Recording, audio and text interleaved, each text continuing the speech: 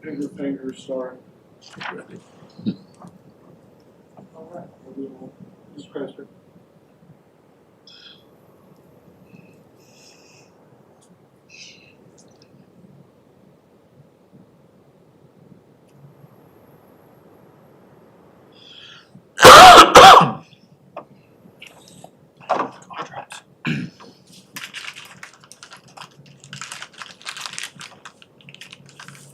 Are we live?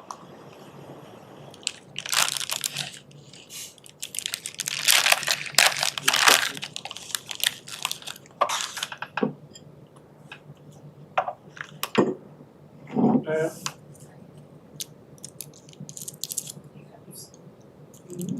It says we're live for a minute and 20.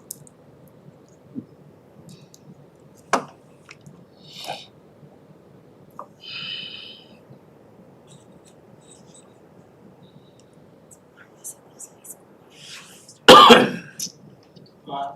We're gonna start recording.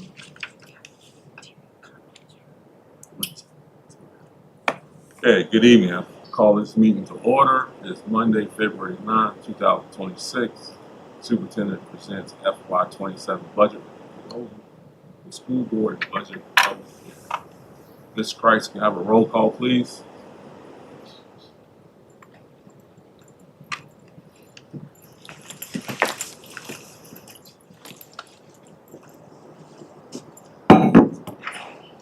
Yes.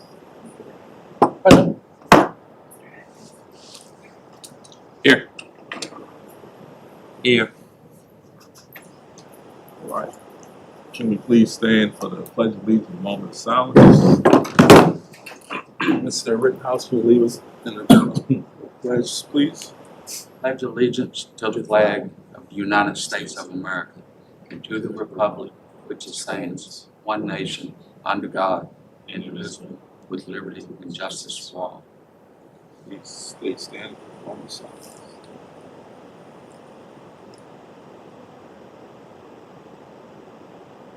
Okay, please be seated.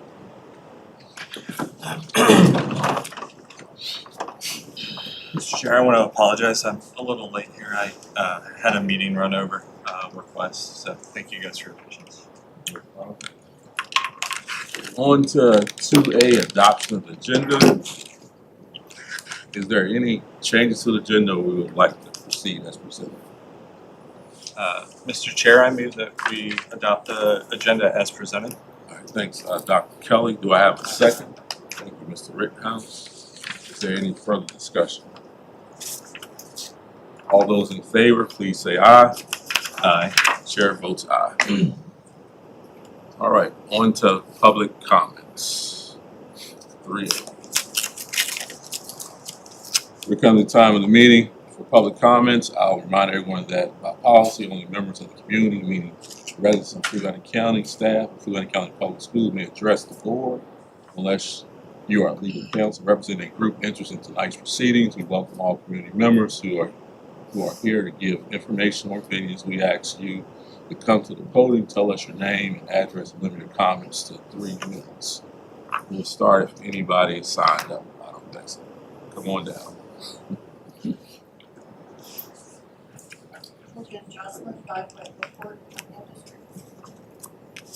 During last week's closing comments, one of the school board members made remarks that were very dismissive and upsetting to the members of the Fluent County Public School community, the very people that he is elected to represent and advocate for. Those comments were hurtful, unnecessary, and did not reflect the respect owed to our educators, our staff, our students, and their families. He stated, quote, many years I went without medical insurance because I couldn't afford it, even with the family, and I paid my bills. But that comes with life, you know. What you're gonna do or not do. I don't think early on that I ever made $50,000 a year. Well, I did the math, and according to the Consumer Price Index, $50,000 a year today would have been $14,022.31 in 1981. That would put this school board representative around the same age then as a new teacher starting out now. In 1981, the cost of health care was significantly lower than today. with total healthcare expenditures averaging roughly $1,225 a person annually. Today, we expect our employees to pay almost that same amount monthly, just in premiums for a family plan. Inflation has increased prices over 250% in the last 45 years. But a $1981 only buys about 28% of what it used to, with costs like gas, bread, and housing seeing significantly higher increases. A dollar then is worth $3.57 today. A loaf of bread was about 50 cents, and today it's about $4. Milk was about $1.80, and it's now about $3.20. Gas was $1.31. Babysitters were paid $1 an hour. I know, I wasn't. Movie tickets were about $2.50. Now gas is around $3. Babysitters charge around $15 an hour, if you're lucky. And movie tickets run you about $15 or so. You could buy a new house back then for the average price of about $83,000, and that same house today would cost you about $360,000. So yes, teachers are making more today than you did in your younger days, provided you made more than $14,000 a year back in 1981. And they are also paying a heck of a lot more than you ever did for the basic cost of living, just to try to keep a roof over their head and food in their stomachs, not to mention trying to support a family if they have one. Those kinds of comments show why some members of the school board need a basic reality check, and to stop living 40 years in the past with their thinking on this school budget. We need today's numbers for today's students to address today's problems. Thank you. Thank you. Right. On the 4A FY27 budget presentation by Dr. Pitts. Thank you, Mr. Key, and members of the board. I think just, there's just a few of us here, so I don't want to make it too formal, but I think it'd be easier if I'm up here just facing you, and at least I'll start that way. You only got 3 minutes, so. I can do this in 2. You're gonna stop it and be perfect for you with it. So while Dr. Strickland is pulling up the presentation, I just want to make sure you're aware of what you have at your desk. A little later, but the budget document as it stands right now, and I say that simply because we may make some changes to it for next week when you actually adopt a budget based on some feedback that you give tonight. But I want to give credit to Ms. Suarez and her team, Ms. Settle. She's done an amazing job expanding this document. Some of that in response to some requests that we've gotten from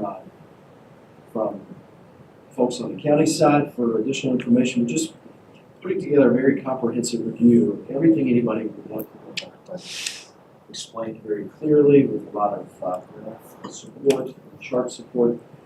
So we'll refer to it a little bit in here, but I did want to call your attention to that. And I think some of my slides, just because of the nature of these screens where you're sitting, unless you have it in front of you, it may be easier for you to see on this paper behind you than you think yourself. I'm very pleased to bring you a recommendation for next year's school budget. This is based on data that comes from presentations that we've done this year, a lot of information. It's drawing on presentations that we've done in previous years. So if at any point any of you want us to refer to any of those previous presentations or any of that data, I'm happy to pull it up. And it's all publicly available now, but we're happy to link it in tonight's agenda too.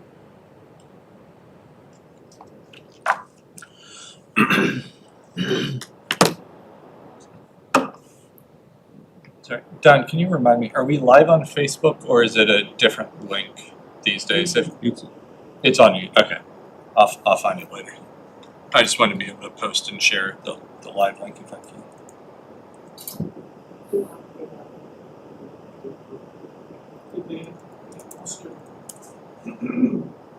I'm not saying that your clicker is messing with the how I choose picture or whatnot. I think it.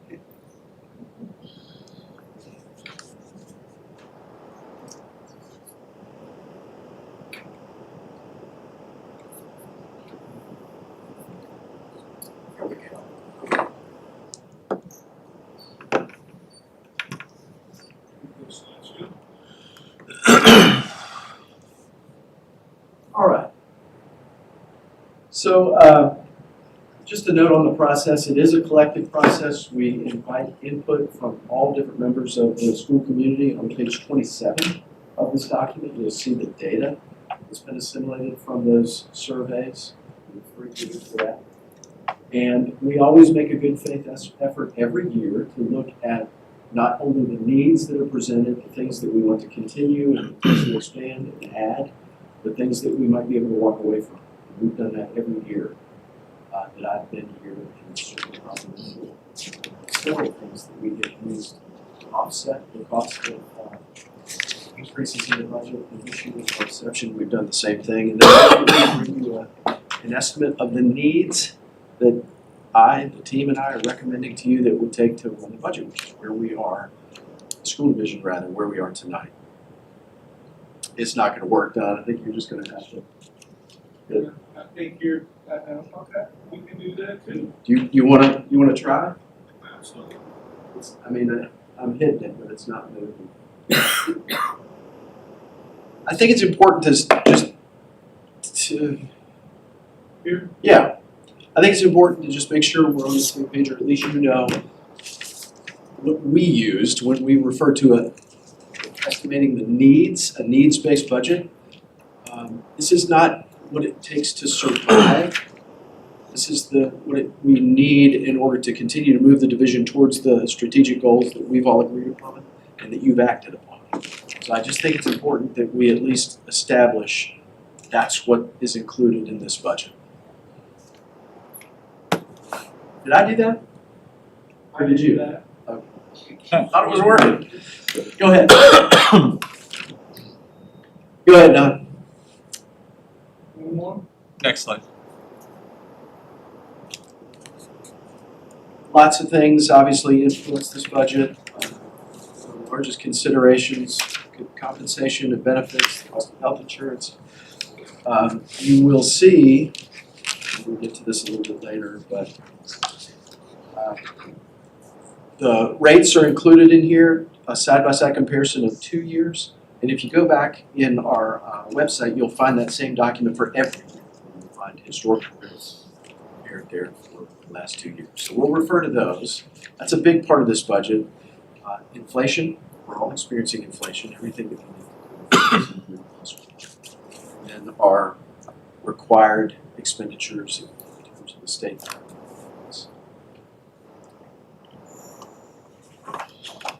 This is a look at the forecasted projected revenue that's included in what we're proposing. It represents a 2.48% increase in what's required from the local contribution in order to balance this. If you go to the next slide, Dr. Stribling, it's another way to look at that. As always, the largest share comes from the state, and the next largest share is coming from the locality. It's an increase of $530,000. We'll get to the exact figure in just a minute, and a very small amount from the federal. Okay. This just shows you the sources historically by year. So the yellow would be the local contribution that has increased over the past 5 fiscal years, and the state in the blue, and then the decreasing federal amount. The endemic funds continue to expire. It has kind of stabilized to what we're seeing this year, what we're projecting for next year. Average daily membership drives the state funding for the most part. And so this shows you, if you look on the left, the school year 22-23, that's the average daily membership that year. And each yellow bar is actual daily membership. If you look at the third, that's last fiscal year. And you can see what we projected for this fiscal year is the blue in the middle. Weldon Cooper is included, just to show you that I think our estimates are responsibly conservative, but not that far off from what Weldon Cooper was giving us as well. And then you can see what actually this year, what our enrollment was. It's up from what we projected. and then what this budget is using as a projected ADM in the dark blue. And again, what Weldon Cooper would say. And could you voice over in 30 seconds why it would be problematic if our internal estimates were actually higher than reality? Well, because this is all forecasting, our whole budget is built on what we believe we're gonna get from the state. And most of what we get from the state is based on this number. If we don't, we try to make that as accurate as conservative as possible, because the county is going to use this in their considerations of what they will need in order to support it. So, Got you. So if we were to over project, then we would assume more state revenue than we're actually going to get and come up short. Whereas if we underestimate, we obviously want to be dead on. But if we underestimate, the upside is that there may be more state revenue as opposed to less. and we, I want to recommend to you that your request of the county is as close as possible and not more than it needs to be in terms of state revenue. Okay, Dr. Stripper. This slide represents the requested amount in a given fiscal year over the past 5. This one's not included, so the 4 previous to this one. The blue is what was requested that fiscal year, and the yellow is what was actually appropriated that fiscal year. You can see the amounts at the bottom. 2 of these, what was requested is what was received, and 2 of them, what was requested was a little more than what was received. And this fiscal year, this proposal for next year is $530,727 more in local funding than what was appropriated this year. That's the increase. So I'm happy to move on or wait here for a minute, or if you have, obviously you stop me anytime you have questions. Mr. Prince, Yes, sir. I'm gonna ask you a question. I see on your breakup of the budget there from the state, you really expect to get 2.6 or 2.7, however they do, from the state? Well, anything included in here is what was included in Governor Youngkin's proposal. Does that answer? Sure. That is the amount that is in that projected budget right now. As to what's going to come out on the other side of the General Assembly, I would anticipate. Maybe to help clarify, so in order to come up with the state revenue that we have in this, you would have taken our estimated ADM and put it into the calculator that was provided by the state. That the state tells us if we put in an ADM, that it is a reasonably reliable indicator of what we'll receive in state revenue. That's right.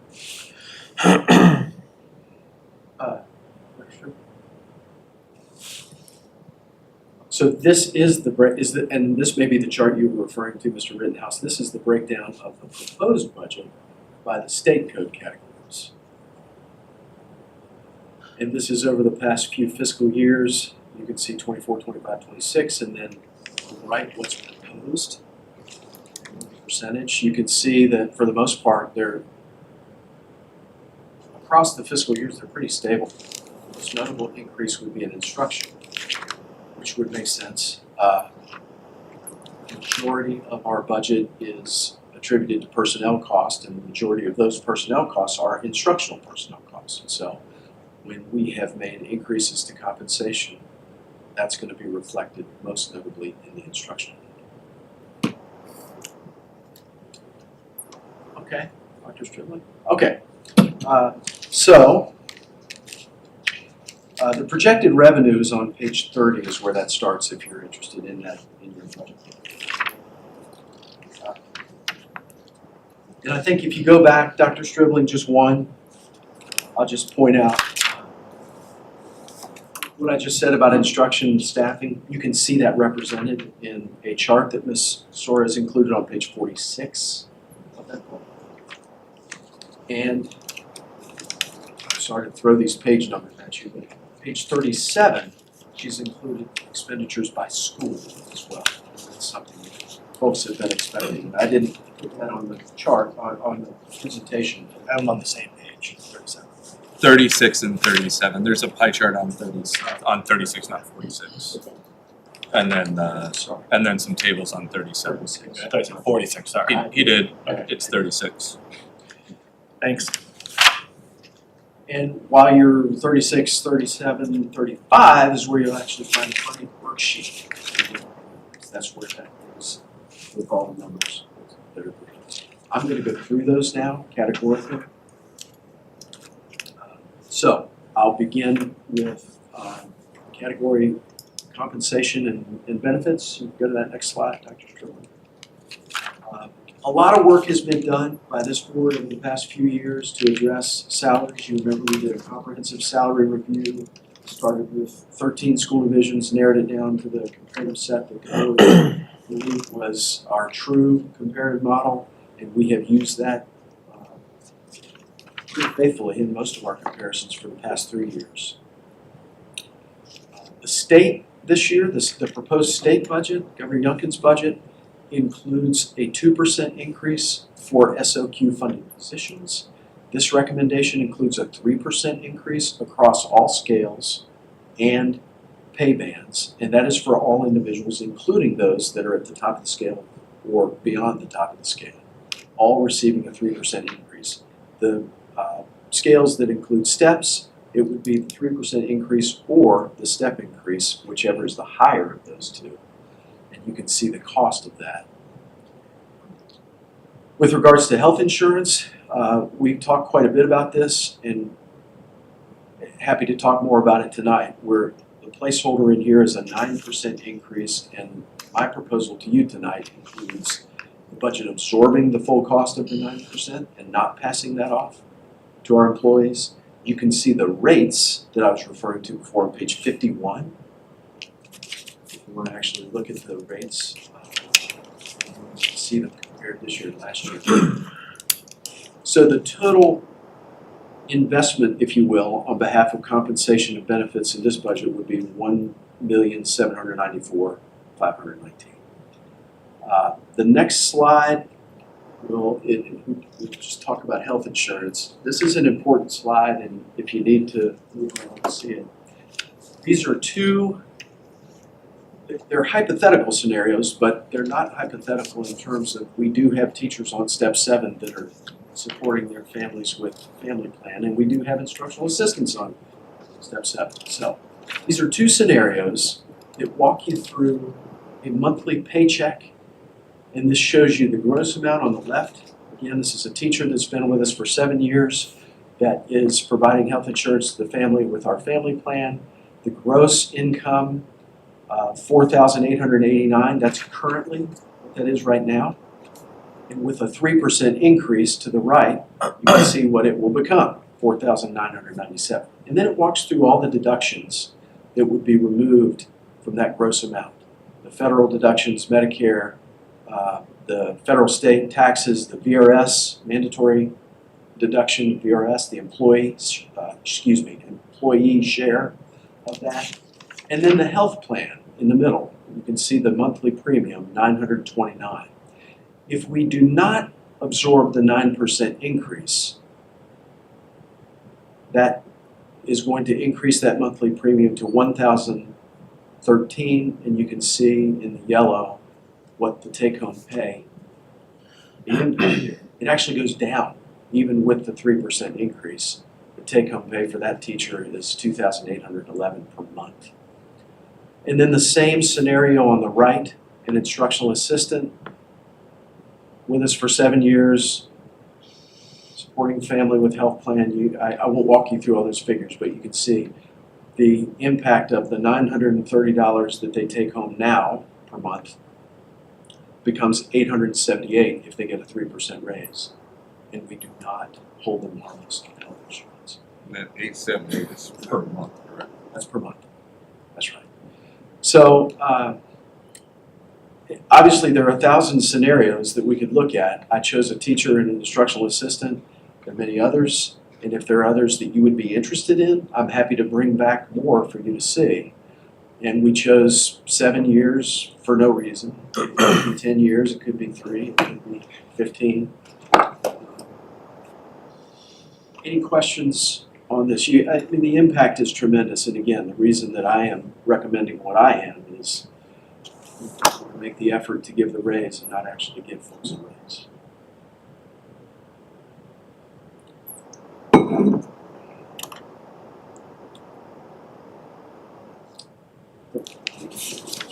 Okay, in staffing, instead of talking from this sheet, I'm going to go through each one of these.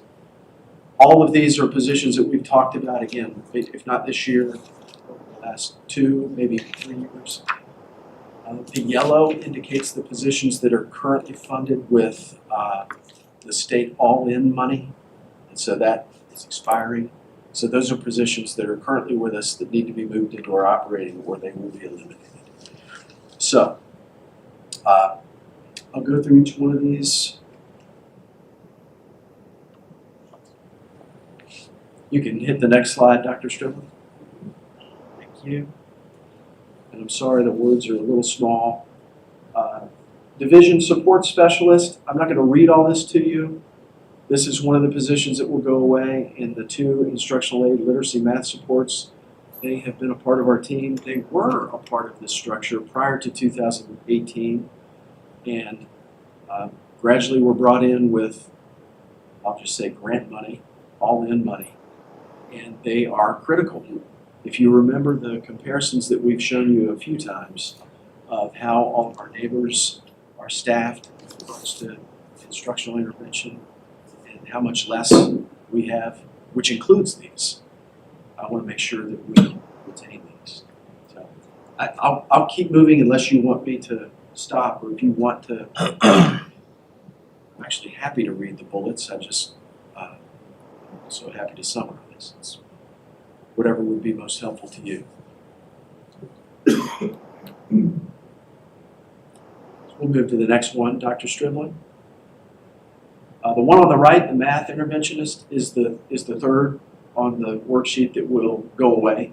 We don't move it. It's currently funded with all-in.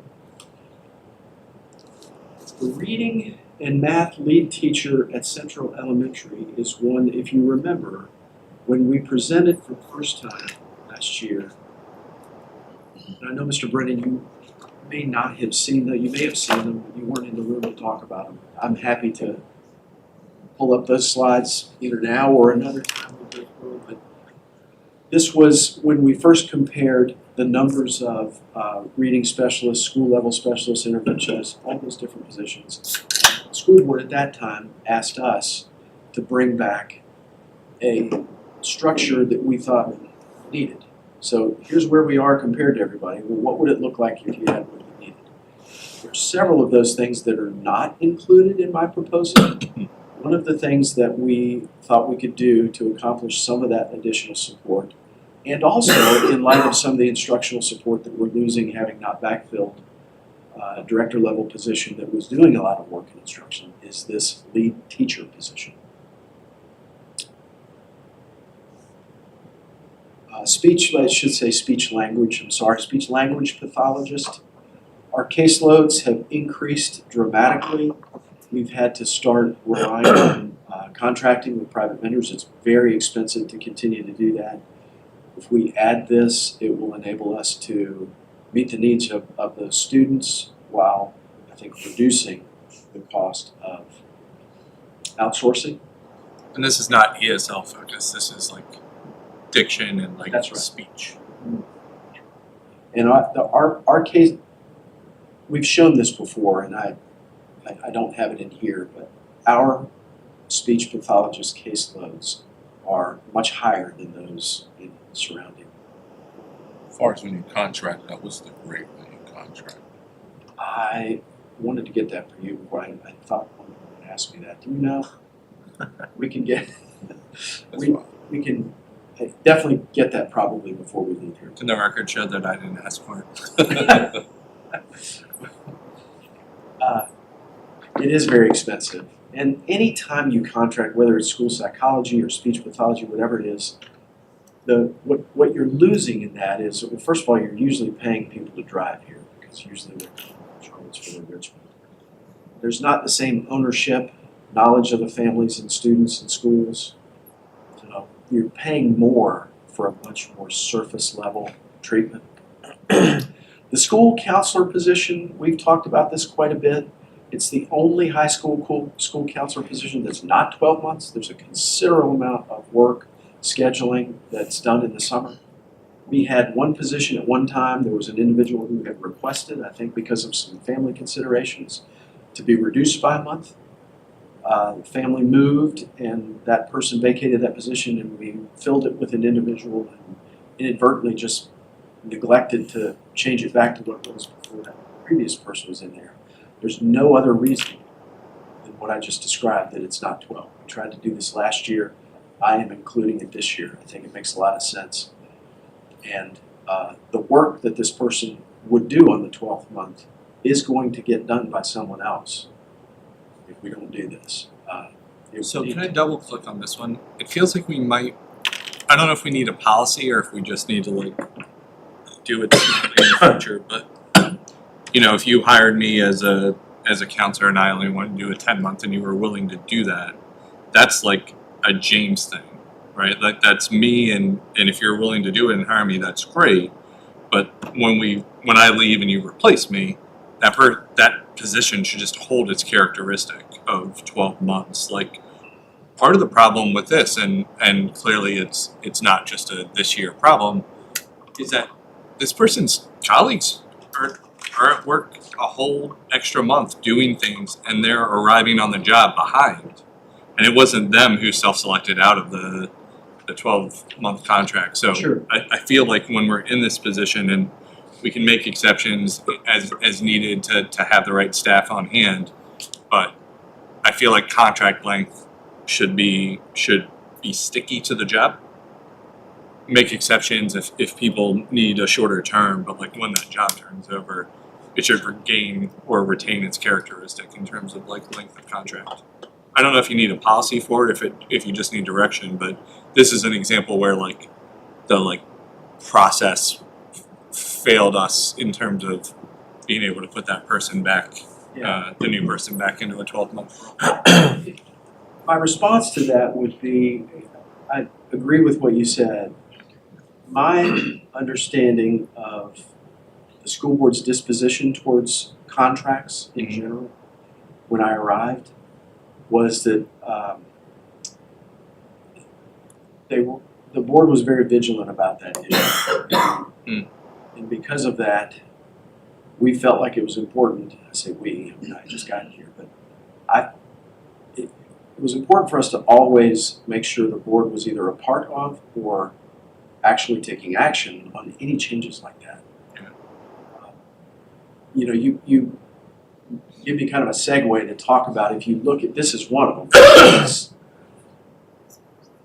It's a $9,000 move. A $60 million budget, we could find $9,000 to fix this. This is an effort to be transparent, not only with the position, but not only with the finances of it, but with the position. If I'm understanding that the board is going to delegate some of that to us and my leadership to just decide how to do that, I'm happy to do that. And that is frankly what I was accustomed to. But I think there was a great deal of interest on the part of the board, and maybe some specific sentiment towards wanting to do it or not do it. I mean, in your experience here, how often does it go back and forth? Is it every single year we're talking about this? It's rare. No. It's rare. No, it's Okay. rare. But for somebody vibe. in, So you're saying the counselor has been 11th month for a long time? no. I think the counselor was 12 month, and then the individual, it was either right before I got here or right after I got here, requested to be reduced by a month. And a couple of years later left, and we replaced that person in the reduced contract rather than the one that had always been. And I can't remember the individual considerations, and we're small enough that I probably shouldn't go into them. You shouldn't, even if they're gone. This is not something that is routinely done. It's not often done where people come in and just change their contract. This Yeah, was a I mean, very To isolated Dr. Kelly, right, circumstance. to me, it seems like it should just revert back to what it was. Absolutely. don't- And I think not doing it was, well, I'll say for my part, it was an We oversight. were a different board and focused on different things at the time, but I feel like the job and the functionally, like, our budget had once upon a time X number of counselors at 12 months. And so if somebody needed a shortened contract or didn't want to opt into that, and that was something you all were comfortable with, that money would just get returned to the county anyway at the end of the year because it's unspent salary. And so my thought is, let's try to make sure that if something like that happens, that we're not erasing it from the budget, returning it to the county as is appropriate, Sure. but ensuring it's still a line item in our budget so we don't have to ask for it again. Just to clarify, that school council position, it's a 10-month to 11-month. I'm sorry. position. Yeah, I saw that earlier today and totally forgot. So it's 10 to 11, So all the others are on 11. or 11. Okay. Yeah. Thank you, Jim. Any other questions? These are great questions.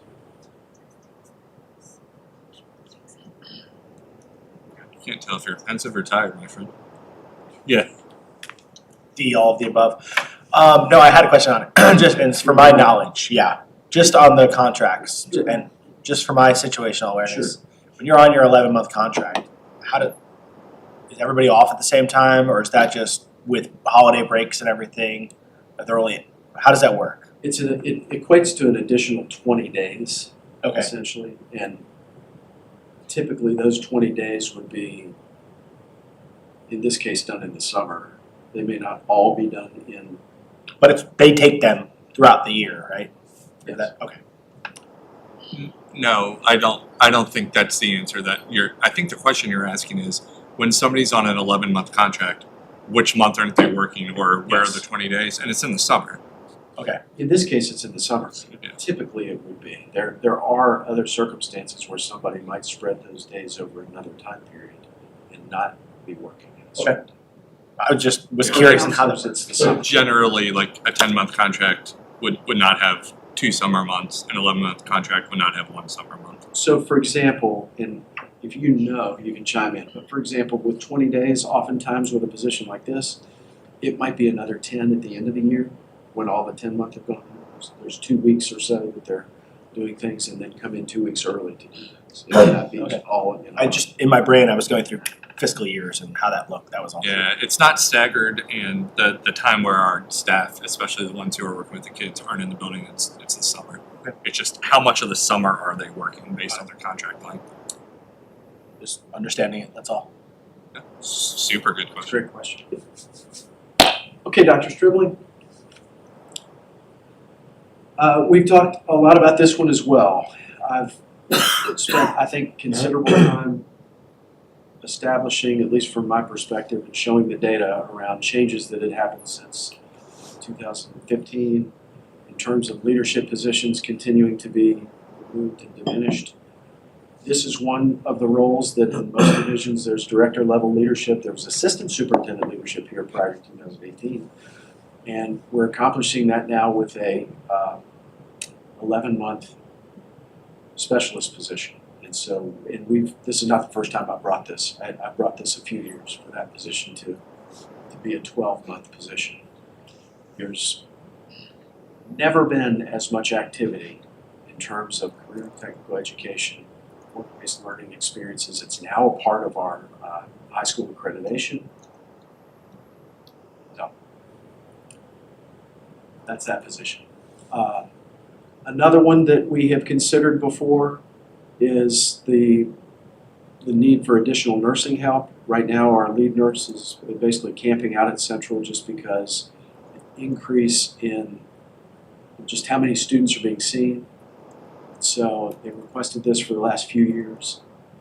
It continues to increase, and so we really need more support at that school. Where I am asking for half of a nurse position.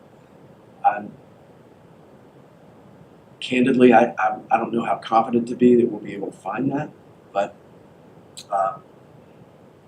I really think we need the additional support. Some of those positions, as we've seen since I've been here, just feel a little bit like we're all, not all of them, but some of that is just because the workload and what those folks can make in private practice and elsewhere versus just how much they're doing and how manic it can be, especially at our largest.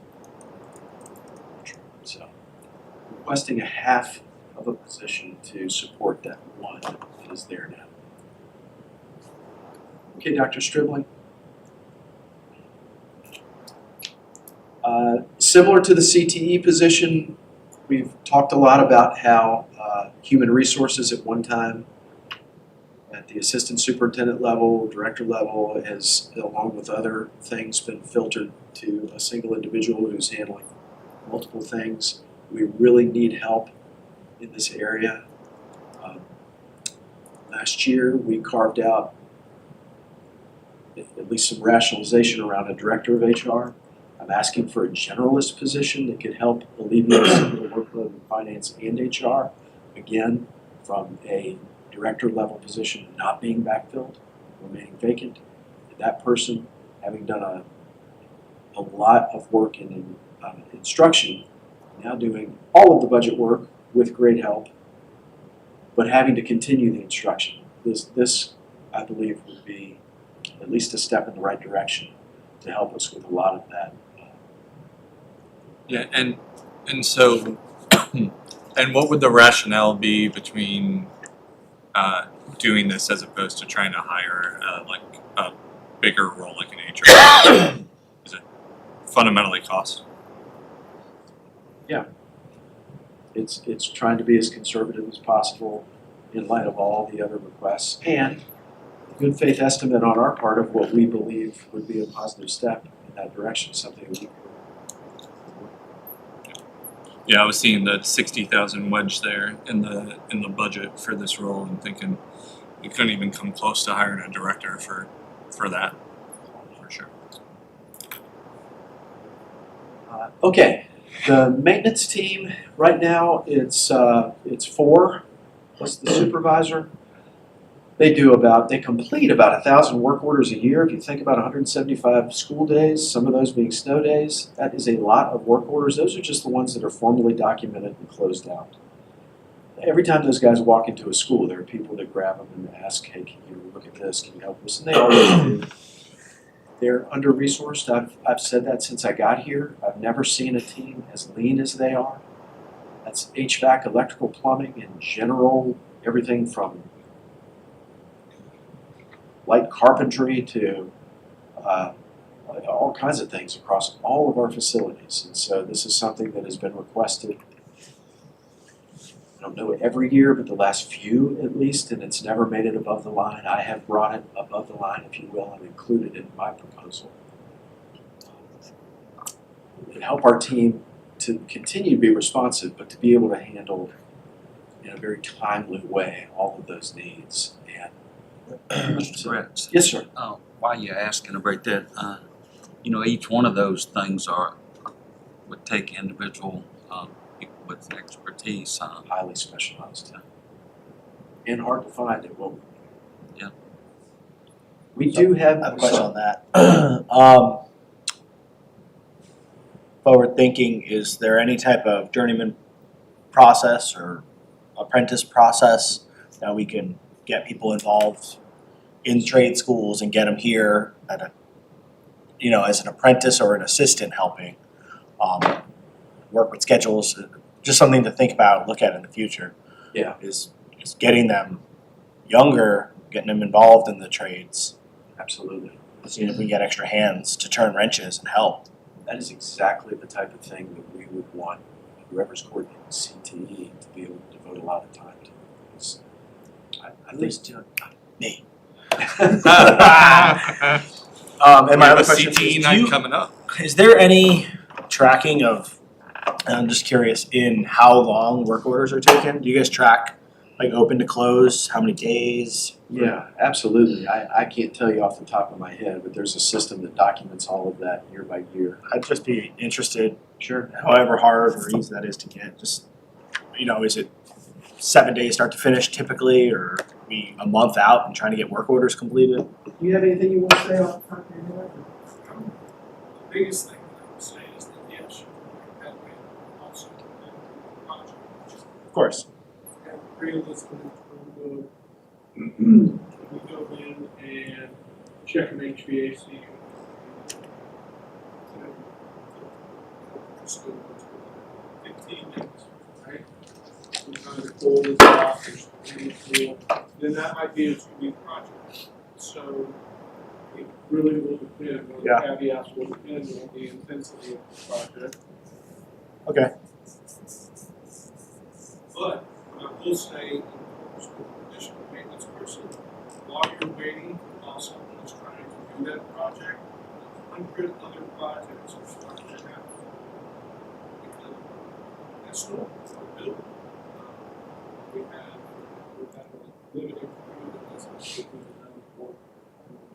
They do. They do. They're great, and it's been acute here recently because we've had projects. We've had like the bathroom renovation. We've got there are things that pull them away where they have to be. At least Travis, who's definitely a hands-on working supervisor, would have to be pulled away for those things. And that's one less individual to be deployed there. Hey, Dr. Stripling. Okay, transportation. This is another one that has come up before and it has not been brought above the line. That office is open every day from 5:30 to 5:30 at least. That's the minimal.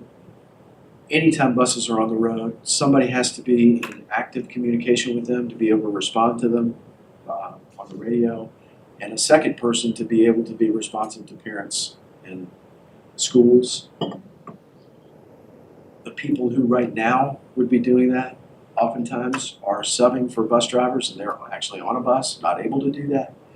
So if we could have a part-time transport, frankly, I think they would love to have a full-time. I've included half-time transportation, dispatcher who could help do all of that. In addition, I think that's the most acute need.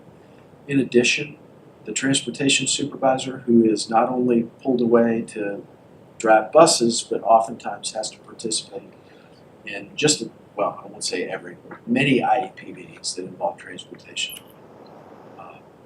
It would be a tremendous help to them. You said that position needs to be 5:30 to 5:30. This position doesn't, but the office is open, and so. So is there a plan to offset just hours? Yeah, between when the buses are on the road staff. in particular, which is why I'm saying part-time. Yeah. So like a good example might be if somebody's working in the cafeteria and doesn't need those overlapping hours, that might be a good way to sort of like take a job that isn't quite full-time and nest it with. Yeah. That's a great example. This is another one. I feel like I'm being redundant here, but none of these are new. This is another one that we've talked about for the past few years. It's been requested every year I've been here of me, and I have brought it to you at least the last 3. The need, and maybe all of them, I can't remember, but the need for administrative support in our student activities department. That's help with coordinating events, the financial aspect of that, the accounting, budgeting, extracurricular activities, all of that. This is the only one that I've ever seen that does not have that help. And I've asked for a part-time, I will be honest with you, but that was, I had some heartburn not making that a full-time ask. Well, I'm telling you that, but I do want you to know that I really we all considered that deeply, and I've included a part-time. The request has typically been for full-time. It's definitely a need, and it has been. Who handles that kind of stuff now? Right now, it would be Our department. whoever. Charge the club or the activity? Well, it would Probably not. I mean, it'd probably be one of the people in the front office at the high school or whoever, And also I know all, whoever Scott can get. Yeah, Sometimes or it's us. Scott himself. because the coaches got all, you know, you gotta keep track, have to get certain certifications every year. Have to be uploaded to the junior high school site. I'm not trying to get into his business, and I'm also not, I would just say, he's at the school every day for most of the day on Sunday. And he can choose to do that, that's fine. It is a tremendous amount of work, and no other activity coordinators in any of these other surrounding schools, including Buckingham, are doing it without that help. Yeah, I coached at Monticello. I think I started a long time ago. We had one in like 06. Sure. Okay. And also, I just like to add one thing about the part-time piece. I would also like for that part-time, again, I would like to see it, but if it is part, then we could look at the possibility of, like Dr. Kelly said, food service, and or possibly a bus driver that does a come in, administrative assistant, and PM run, and then we can provide it as a total. Just something to think about as you go through the budget process. But there is a need for that to be full-time, I think. I would agree. Sure. Yes, sir. Okay, next slide, Dr. Striblin. We've talked a lot about these. So currently in the boys wrestling program, there's a head coach and an assistant, and those numbers have increased dramatically. And so they've needed to have an assistant. Beginning of this year, that assistant was working and volunteering and then being paid because the head coach took money out of his stipend and gave to that person. I brought that to you all, and you agreed that we wouldn't do it that way anymore. And so we would cover that cost rather than to do it that way. What this does is just make that all a very transparent part of next year's budget. It's a little over $3,000. Again, it's a small amount, but it's important to just, I think, be very clear about that. We've had 2 middle school coaches, and that program has been a pretty big one as well. And those coaches have been working, I don't know how long, they were here when I got here, unpaid. And so this year, you agreed that we would carve out a $900 stipend for the head coach to middle school and a $500 for the assistant. And we found a way to do that. And this just moves that, what we're doing already, into the budget for next year. Girls wrestling would be a new program. This is another one that this fall we looked at, and we were potentially hopeful to try to do something this fall, but it was a little bit late in the process for us to do that. We did have 14 female wrestling athletes that expressed interest at a meeting. There were 3 of them that decided to take our offer to, even though we couldn't do that this year, they could participate in the boys program. 3 have done that and have continued wrestling in the boys program.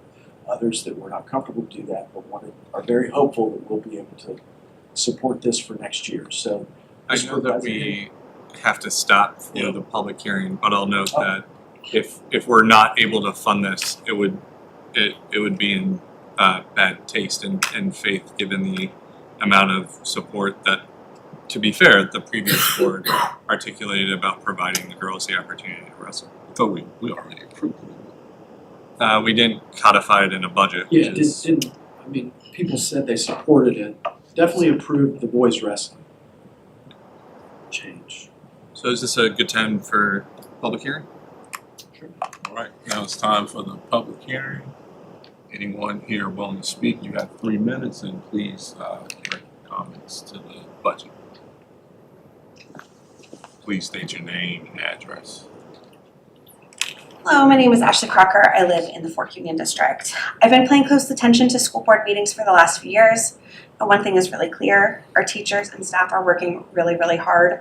And I'm really grateful to them because they're constantly doing more than they should ever be asked to do. And they do it with a smile. But I'm tired. and I know they're tired because they're stretching and cutting corners and making do with less than what our kids actually need. Our students have real needs, academic needs, health needs, emotional needs. They deserve a school system that meets those needs fully, not one that hopes things will just miraculously get better without any real investment. So please, ask for what you actually need. If Central needs a full-time nurse, ask for a full-time nurse. Don't ask for half a position and expect for the rest of the nursing staff to observe the work. Don't give yourself heartburn asking for a part-time position when you know that's not what you really need. Do not defer maintenance in our buildings and tell our kids and teachers to work every day in buildings that are crumbling and falling apart. The message that sends is just not acceptable. When I look at surrounding districts, I see higher pay, stronger programs, and more opportunities. I see kids that are treated as an investment, not a cost. And I find myself wondering if I'm doing my own children a disservice by sending them to a system where they can start to feel like a burden instead of the joyful, curious humans that they are. Our teachers, staff, and students deserve more than scraping by. They deserve schools that are healthy, supportive, and inspiring. So please, pass a budget that reflects what is truly needed, not what feels safest to ask for. Our kids are worth it. Thank you. Anyone else want to come and speak?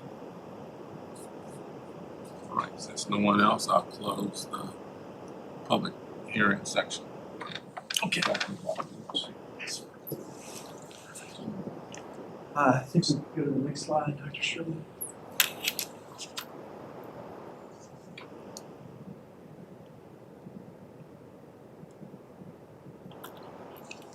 Okay.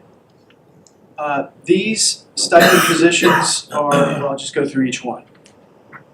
Currently, there's one assistant coach that is working with the head coach in field hockey, and those numbers have increased to upwards of 40 athletes.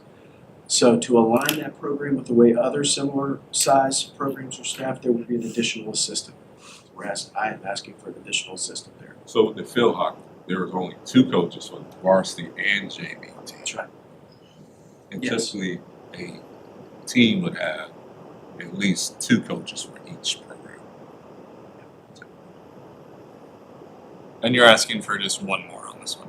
This is what Scott has asked for. That's right. Boys lacrosse and girls lacrosse, these are both kind of similar because of the numbers and because of the way they're staffed. One head coach, one assistant, and then there's one JV. What we're trying to do is bring field hockey because of those numbers to have that specific person assigned to JV. So, an additional JV coach, these 2 would be mirrored. Sure. Is that the 3-minute timer? Yeah. Yep.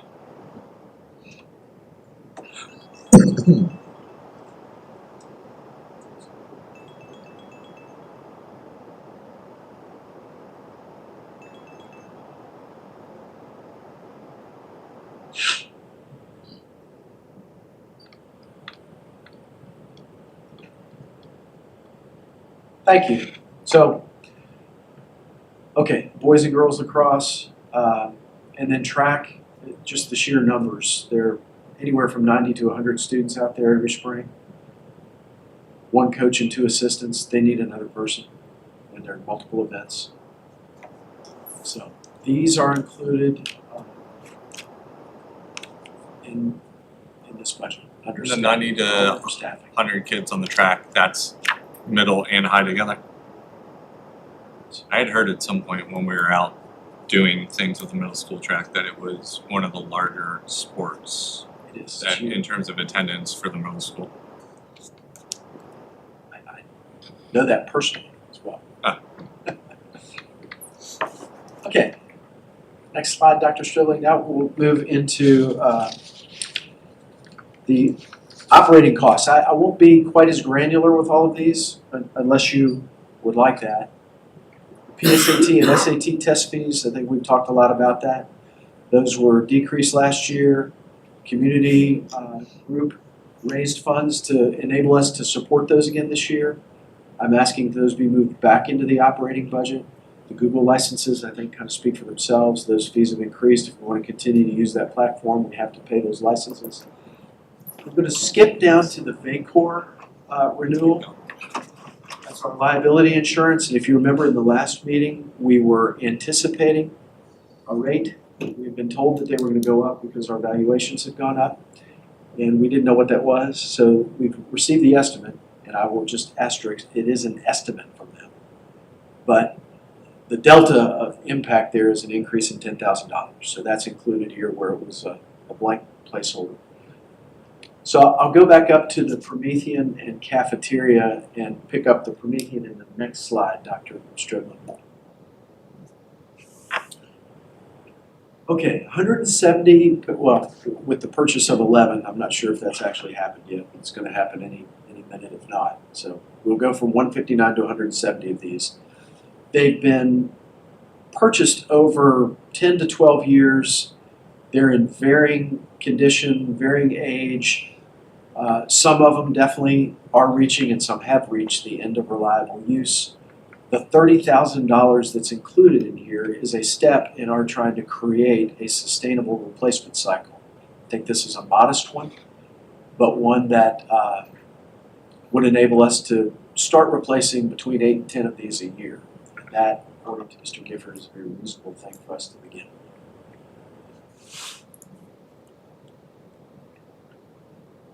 Questions about those?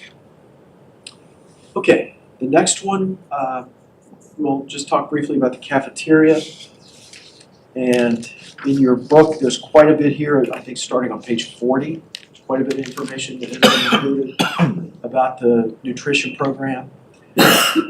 We increasingly were experiencing cafeteria debt that was primarily due to unpaid school lunches.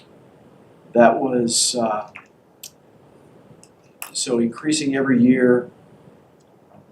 We came out of the pandemic. We were able to, I think 2 years after that, we were able to have 2 of our schools participate in the community eligibility program. And even with 2 of those schools being unpaid meals for all students, that meal debt continued to increase, not just by a little bit, but pretty much doubled towards $100,000. And so when we looked at the possibility of participating in CEP for all 4 schools, because the federal government lowered the rate at which your free and reduced rate in terms of eligibility. We weren't eligible before at those other 2 schools. Most of our analysis was positioning the cost of participating against the cost of continuing to pay increased meal debt that was doubling each year, basically. I'm sure what was going to happen with that.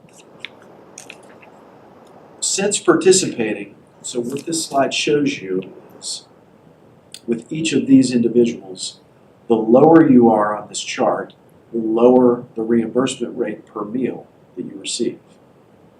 And so we started to see increased debt. And we have tried to address that in every way we possibly can. We have reduced staffing in the cafeterias. We've reduced hours in the cafeterias.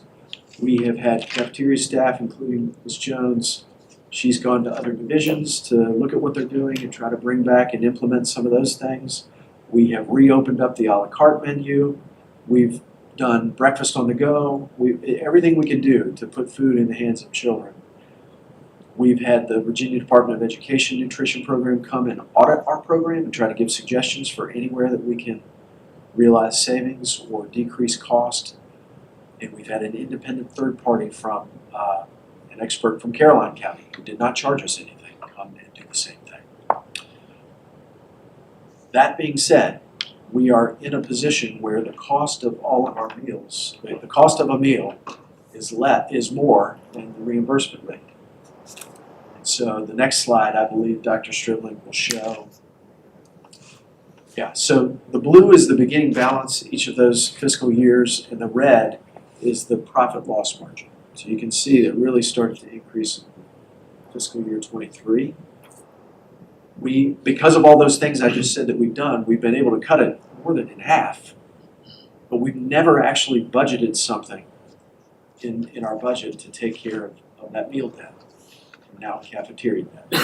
So this budget includes a placeholder of $300,000 to do that. We've talked a lot about this. I don't want to be redundant or belabor that, but I'm happy for us to talk more about it. Just pull up, there's a lot of information in the book that I did not pull out and specifically do a slide for. Just out of curiosity, what, if anything, districts around us doing, just absorbing the cost, or? Well, the main thing, if you go back to the previous slide, it's a great question. Louisa, Charlottesville, Buckingham, they're getting a lot more money in reimbursement than they pay. Goochland is not, and they're not participating. Okay, well, that answers that pretty easily then. And we were just kind of right on the line of, should we do this, should we not? Whether it's worth it or not. Honestly, if we didn't have the increasing meal debt, I think we probably would not have recommended this. Because it wouldn't have been financial. Yeah, at the time, the break even was so the analysis based on the data that we had at the time that we opted into CEP was, hey, we're having to write a check for $100,000 a year for lagged cafeteria debt. So it sits for a year, and then by code, we can neither sit collections on parents, and we are required to write a check for that cafeteria debt. We're not able to, there's nothing else to be done.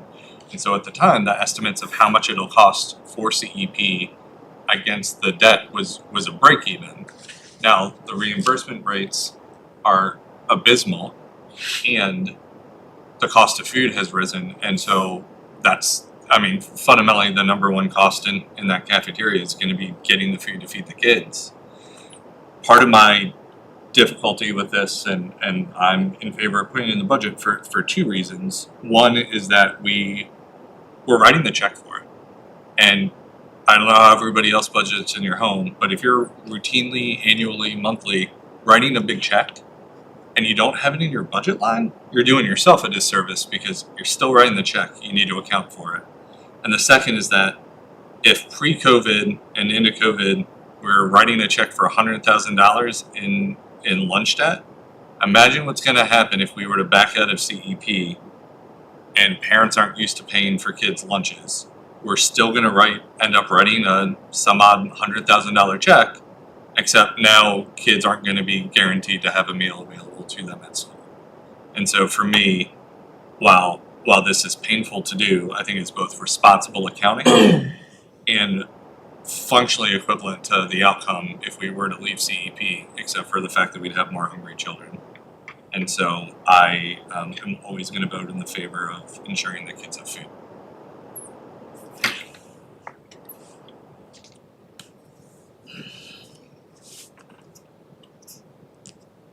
Okay, Dr. Stribling, so we've looked at, you can go to the next slide, thank you, Don. So we've looked at the investments in basically those big three overarching categories. The offsets to that increase, I'll go through these real quickly.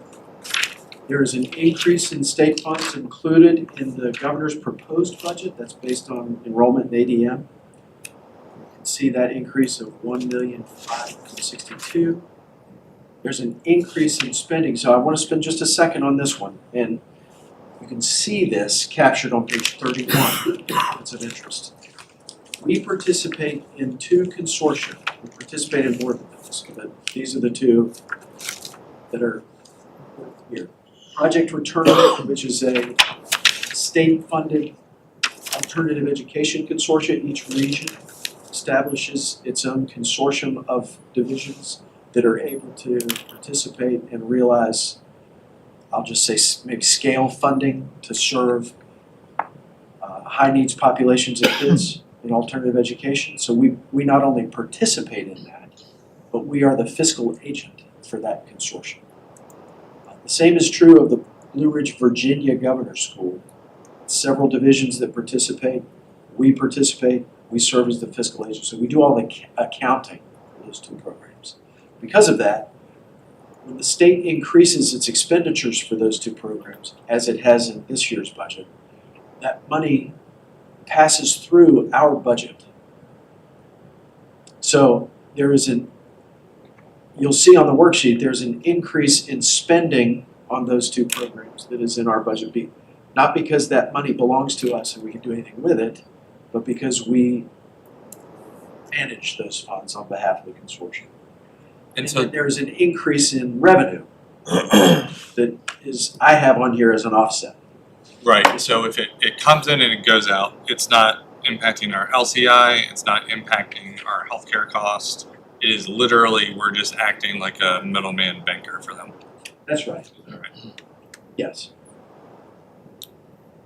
Okay, so I think we talked about this. Virginia Retirement, every couple of years, they do their rate structures that's decreasing. The benefit is not decreasing. The amount that the division, the employer, has to contribute is decreasing to the positive for us of about $700,000. Now, the elementary teaching position is, if you remember a few years ago, we were surprised by a large kindergarten. We didn't plan on it. We didn't have any trend analysis to have us foresee that. It's a huge year. It was like 220 or something, and it was a post-COVID year, so probably people holding their kids back. I'm not even sure how we got there, but it was enormous. So it was late August, September, we were trying to find a 13th teaching position to address that. That 13th position followed those kindergartners to first grade. This year, that position is in second grade. Because of the structure of what we have at Carysbrook, we can absorb that position. It does not need to follow them to third grade. Nobody's losing a job, but through attrition, that position that we added a couple years ago can be subtracted out. So I have it as an offset. The next slide, Dr. Stribling summarizes all of this, hopefully in a way that's clear. The additional investments, so the first one, again, is that state increase in state's funding on behalf of those programs. The investment in compensation, the 3% increase, the holding staff harmless with the 9%, all of that staffing that I went through, and the operational needs, all to the tune of, you can see the total there, $4,439,717, with all of those offsets, the state funding, the position in the VRS rate reduction. The offset is $3,908,990. So to do what I have presented you tonight, you would need to ask the county for an additional $530,727.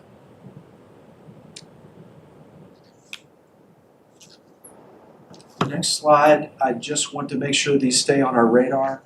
There are always things that we consider that don't make it, I'm saying above the line because that's become, I think, our way of referring to that with the spreadsheet in here, things that have not been included.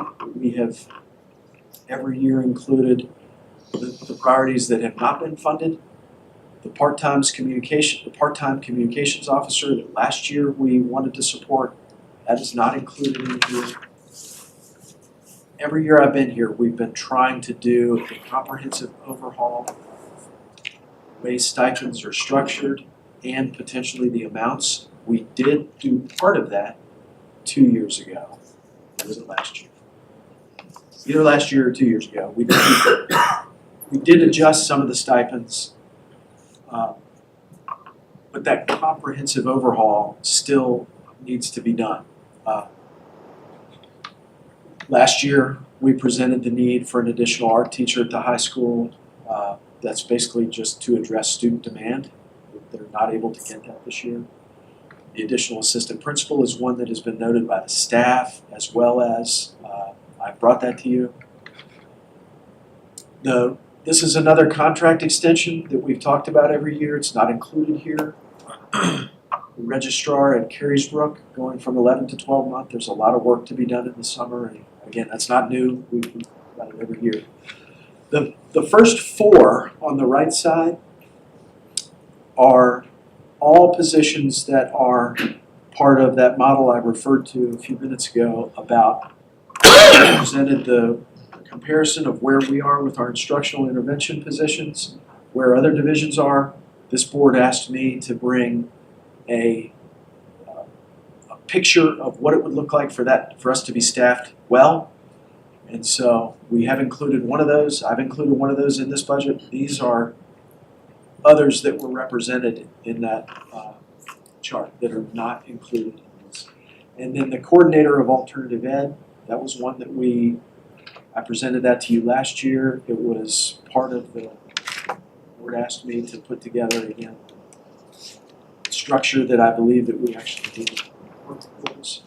That was going to enable us to not only accomplish what we currently have in alternative ed, but to expand to include the increasing need for virtual experiences.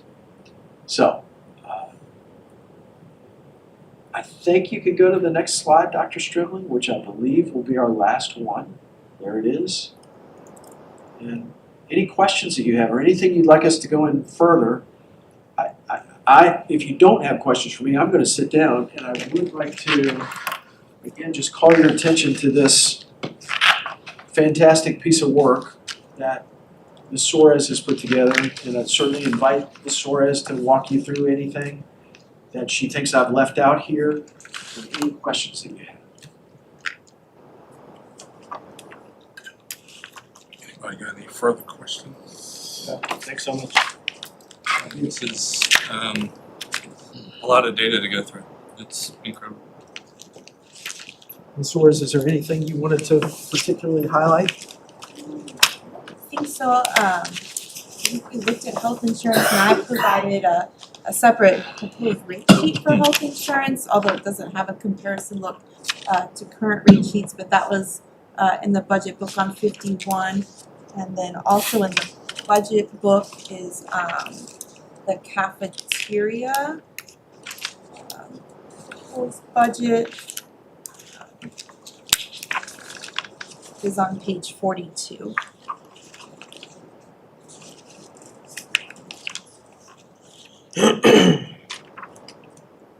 And then we had talked about, the last time we were here talking about budget, there was a conversation around, I think it was a bucket truck that we would ultimately end up sharing with the county, but it really doesn't belong in a revolving budget line. Is that something that we believe that we could find a way to get or put through the CIP process? Dr. Stribling submitted a CIP request for it, I think, yesterday, so. Oh, lovely. We removed it from the worksheet. Yeah, I saw that it was gone, and I think it's the right decision. I'm always wary of when things are sort of high need or urgent. The CIP process, which is as it's supposed to be, obviously not everything that is budgeted for in 27 is going to come out in 27, and I see things sort of find their way down future years. So if it's something that ultimately is a like P0 or a hard priority for, so I just want to make sure that that those things are voiced during the CIP process, so we're not back where we are next year. Same thing. The school board office did, I can reshare. Yes, board member, Which one? anything below the line, you'd like to maybe see that make it to the above the line? Yeah. So, what's the best source of truth for the things that were in the consideration set but were not part of your proposal? Is there a sheet or a document we should be looking at for position for things that are not in the current proposal? There isn't. There is. I Okay. think. Just general Just kind of conversation. spitball, but No, that's good.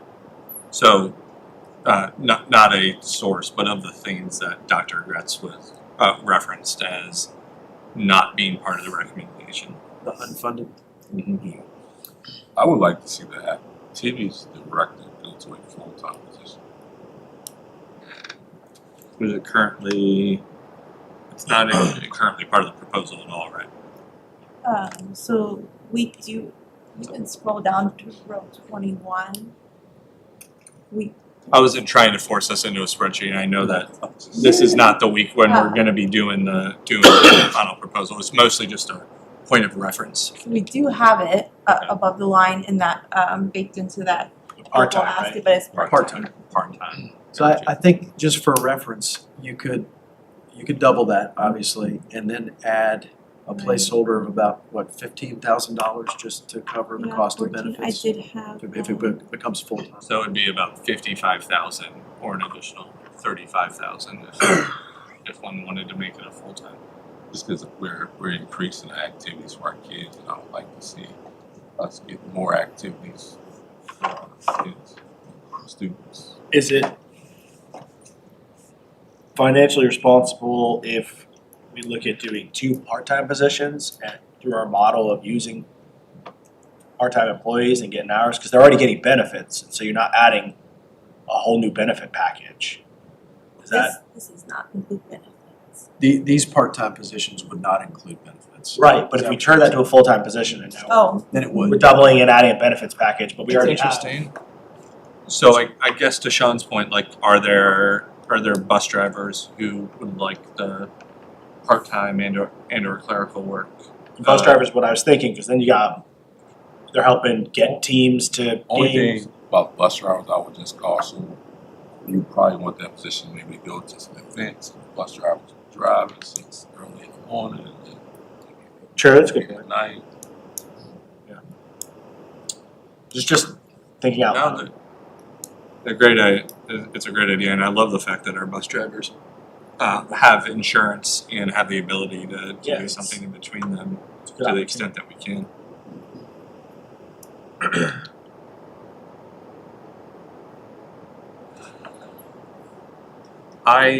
Is under the line. So one of the things that has stuck with me this year and has really been eating at me is our attendance, and especially the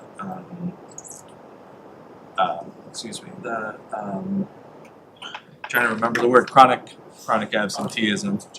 You know, that number being at 25% in terms of like how I sort of assess value and place need and or money behind it. It feels like if our chronic absenteeism is at 25%, then we should probably take some steps towards reducing that. And I wonder if adding another part-time attendance person would make some sense. I think the number was 20,000 for that. Yeah, that was looked at with carryover, right? It both declined. Decline. So it would be probably it would be 55,000 for full-time or 20,000 no benefits for part-time, probably based on earlier numbers I'd seen. I don't want to I want to make sure I'm accurate. So that's something that I worry about because and I know that I know there's a lot of reasons why kids are chronically absent, but it is a remarkably small team, and to be frank, and this isn't the only reason to do it, positions like that, given the ADM, the average daily membership that's captured in March, a position like that is going to pay for itself just in state funding, because fundamentally the more kids that are in our building, the more state funding that we ultimately receive.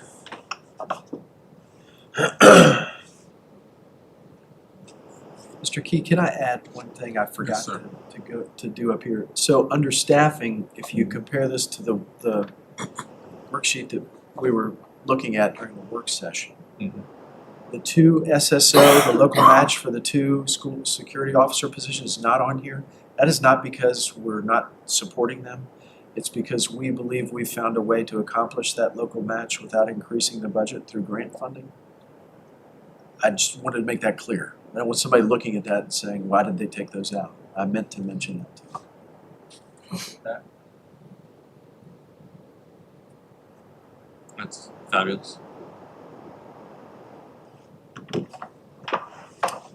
I'd say those two things, the athletics role and attendance are the things that are probably most missing for me. Yeah, the attendance is pretty important to me. I know they need help. I see it firsthand through work all the time. And they're making a lot of, they're doing a lot with a real small team. It really is tiny, and I know they're supplementing and they're trying to work with the school resource officers to get out and check out students, make sure they're okay. I mean, they're making the best of best of what they got.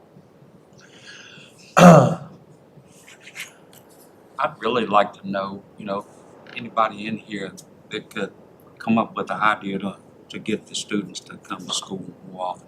Anybody have a suggestion or talk about it or? Yeah, so your question is, do we have any bright ideas on how to get our students into the building? Yeah. Yeah, I mean, I think you gotta think about some of the root causes for why they're not coming, right? So, some of these kids may, for instance, not have access to a washer, dryer, and clean clothing. And so going to school and being made fun of by peers for smelling or not having clothes that are in as good as condition as possible. So, ideas for that would be finding ways to get them matched with resources in order to clean their clothes, or pair those families with the clothing pantry that's downstairs so that student doesn't feel othered and or bullied for that. I think that the mental health team writ large is doing a substantial amount in trying to meet students where they are by having another attendance aid and trying to rebalance that workflow. It really gives our mental health coordinator an opportunity to touch more students and to ultimately find out what anxieties they have and find services for them, because mental health is absolutely part of that puzzle. I hear you that some kids are, stubborn teenagers and don't want to go to school. And are we going to solve that problem every day? No, not always. However, I mean, good God, go back 20 more years than I care to say and try to drag my teenage butt out of bed to go to school. My absenteeism or lateness was terrible. It was based on a sleep disorder, but still, that was really problematic. So we're not going to solve all of it, but by finding the services and help that the kids need and knowing our families and knowing these kids are chronically absent, I absolutely think that an attendance aid will ultimately drive more attendance, and therefore our kids actually get a chance to learn. So I don't know if you consider those bright ideas, but I certainly think that they're relevant. Things I wouldn't have thought of, yeah. Thanks. I think also, That was a generous compliment. I think also with increasing their activities, kids like different stuff and, find something they're interested in. I know sports and activities will definitely increase their attendance because you have to come to school in order to participate. That's it. There's a risk reward to it, right? Adding esports for a kid who's disengaged otherwise on some other social activities and athletics, and giving them a chance to wear a Fluvanna jersey and play a video game, it's costless to us in a lot of ways beyond a stipend for a coach. But dear God, for that kid who otherwise might not ever represent their school in a competition, it's really cool to see them light up at the thing that really makes them tick or really works with their brains. Esports is currently a college major. It is wild, the professionalism that came through esports. Major.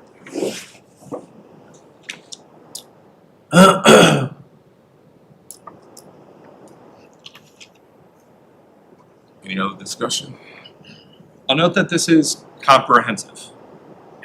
And I will admit that. I am thankful that we have some good tailwinds from the state in terms of VRS and an increase in funding.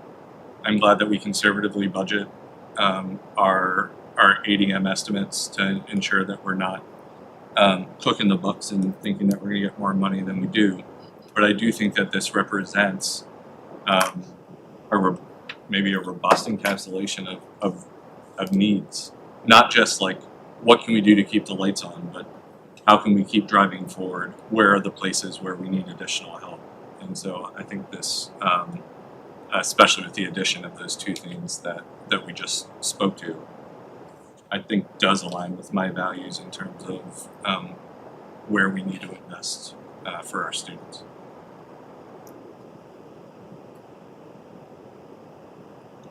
I guess, Dr. Is anything else we need from the board?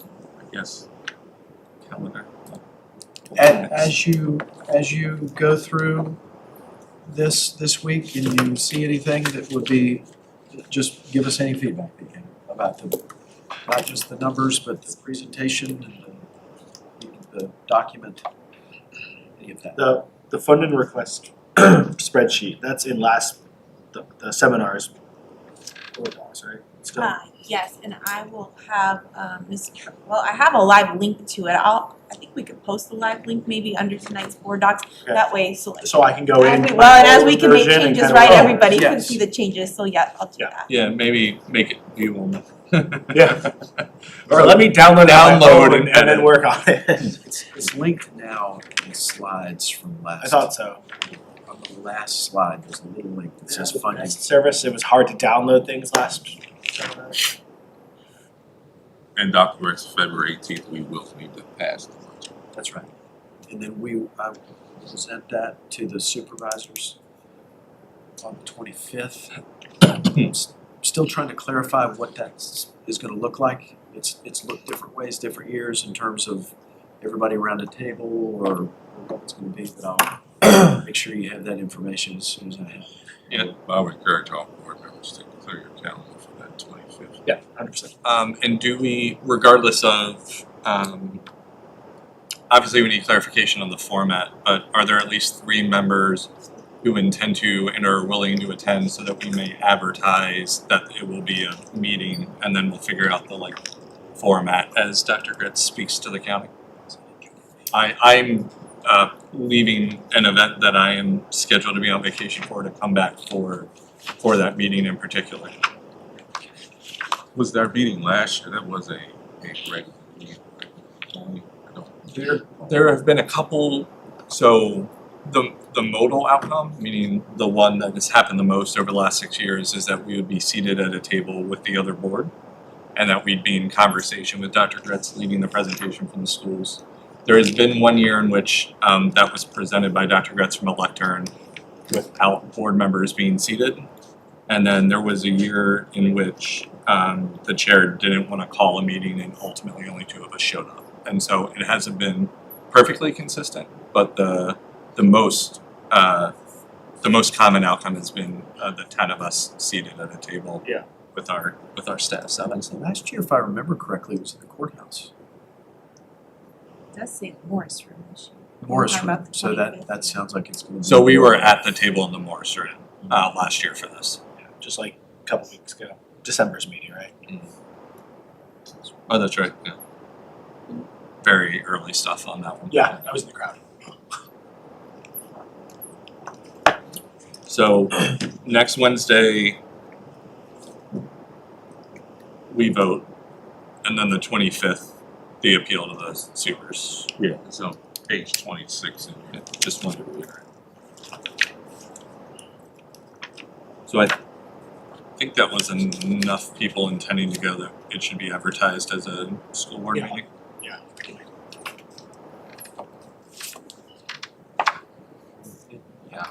Yeah, it's 25th, 5:30. And sorry, Dr. Gretsch, you're going before the 18th or after the 18th for your trip? Mine is this Wednesday. So it's It'll be before the Wednesday 18th. to Friday, and I'll be back before the 18th. Yes, sir. And congratulations again. Oh, thank you. I appreciate my brain. I was going through the month. Is there any more discussion? Make that work.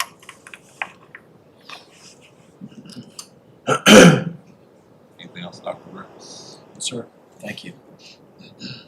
Yes, we on 6A, school board member comments. Let's start with Dr. Yeah, I just want to say that the amount of material that was produced so fast and in accordance with the enormous list that we give you every week is remarkably impressive.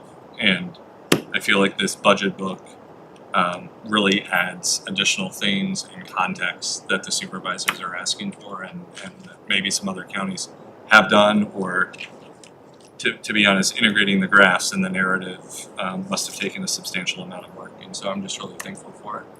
And I'm also thankful for the proposal that we saw today. It's wild to sort of see the funnel as you sort of scope broad and go on listening tours as you do with the staff to think about what their priorities are, and then to marry those along with what can we do, what can't we do, what does state funding look like, and ultimately to come to a proposal that I think really does situate itself well in the context of what our like larger mission is and the way that we see our school division moving forward. So I'm enthusiastic to vote in favor of the proposal. Thank you. Mr. Rittenhouse. Sure. You know, seeing it on paper and all, I would support the schools absorbing the insurance for the employees if you can make a cut somewhere else. But yeah, I would support that. There's a whole lot to take in. I appreciate all the work y'all did. I have heard from more than one supervisor, this is the largest annual increase in the budget since COVID that has been asked for.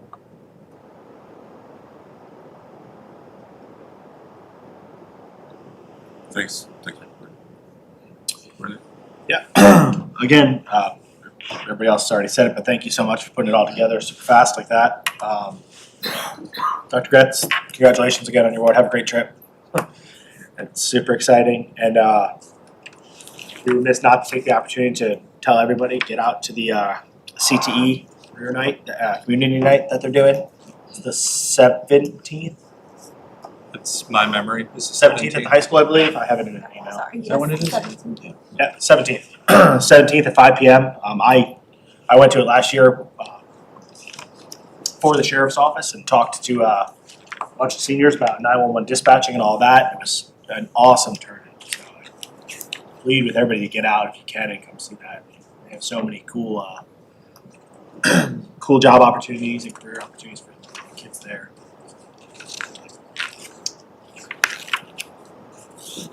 Brennan. Yeah, thanks, Dr. Rex, for pulling together all this information. It's a lot of information to digest. I think it's important for us to meet our students where they at and make sure we get everything that we want. So, and also, I would just encourage everybody, winter sports is winding down. Still have a chance to go to all the activities before the spring sports start. All right, so on to, I will entertain a motion to adjourn the meeting. I'll make a motion to adjourn the meeting. Is there a second? All right, any discussion, further discussion? All right, all those in favor of adjourning the meeting, please say aye. Aye. Aye.